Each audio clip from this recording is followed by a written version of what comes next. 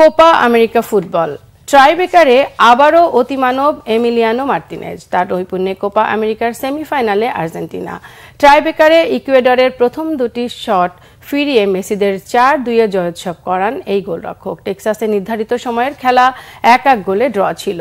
হিউস্টনের energy স্টেডিয়ামে বাংলাদেশ সময় শুক্রবার সকাল ৭টায় মাঠে গড়ায় আসরের প্রথম কোয়ার্টার ফাইনাল ম্যাচটি। চোটের কারণে আগের ম্যাচে খেলতে না পারা আর্জেন্টাইন অধিনায়ক লিওনেল মেসির শুরুর একাদশেই নামান কোচ লিওনেল স্কালিনো। শুরু থেকে ইকুয়েডরের রক্ষণে চাপ বাড়ানো বিশ্ব চ্যাম্পিয়নরা ৩৫ মিনিটে এগিয়ে যায়। মেসির কর্নার থেকে হেডে ডিফেন্ডার লিসান্দ্রো মার্টিনেজের লক্ষ্যভেদ। প্রথমার্ধে ওই গোলে লিড পাওয়া আর্জেন্টিনার বিপক্ষে উজ্জীবিত ফুটবল খেলতে থাকে ইকুয়েডর। ৬১ মিনিটে দিপলের হ্যান্ডবলে পাওয়া পেনাল্টিতে অধিনায়ক এনার ভ্যালেন্সিয়ার শট পোস্টে প্রতিহত হলেও যোগ করা সময়ের দ্বিতীয় মিনিটে ঠিকই গোল শোধ দেয় তারা। উইঙ্গার জন ইয়েবোয়ার ফ্রি কিক থেকে ফরওয়ার্ড কেভিন রদ্রিগেজের হেড দূরের পোস্টে গিয়ে জালে জড়ায়।